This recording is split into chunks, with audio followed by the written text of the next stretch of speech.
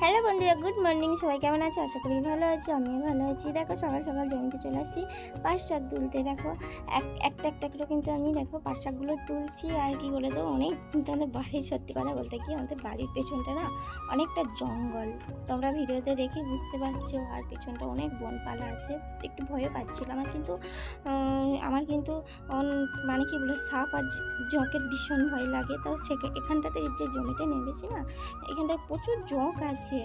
তো ভয়ে ভয়ে সব শাকটা তুলছি। তো খেতে ইচ্ছা করলো, কী করবো বলো, তাই জমিতে যেখানে আছে তাই কিনে না খেয়ে জমি থেকেই তুলে আনলাম। তো বেশি দূর নেই, একবারে বাড়ির পেছনে।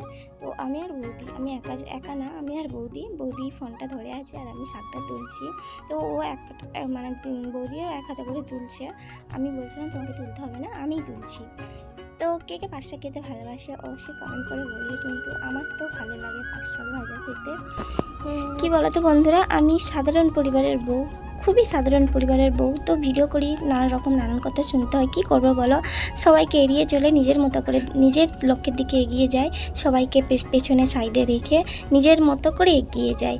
জানি না তোমাদের ভালোবাসা, তোমাদের সাপোর্টে এই মনের জোরটা আমার আছে।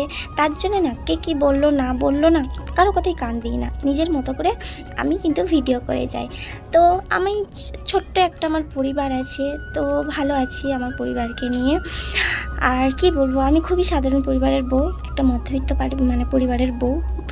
আর যথেষ্ট আমার স্বামীও ভালো, আমার স্বামী ভীষণ সাপোর্ট করে ভিডিও করার নিয়ে। আমাকে বারবার বলে যে তুমি ভিডিও করো, আমাকে অনেক সাপোর্ট করে।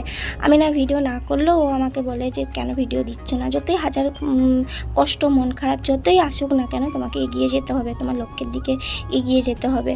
তো এরকম একটা স্বামী পাওয়া ভাগ্যের ব্যাপার। তো আমি এখন বাবার বাড়িতে আছি, দাদাভাই আসবে, মানে দশহরার সময় আসবে দাদাভাই আনতে। তো এখন মেয়ে স্কুল বলে, এখন ছুটি বলে, তাই বাবার বাড়িতে এতদিন আছি। আর কি বলে তো, তোমরা আমার আগের ভিডিওতে দেখেইছো, আমি বলেছি যে আমার বাবা মা বাড়িতে থাকে না। আমার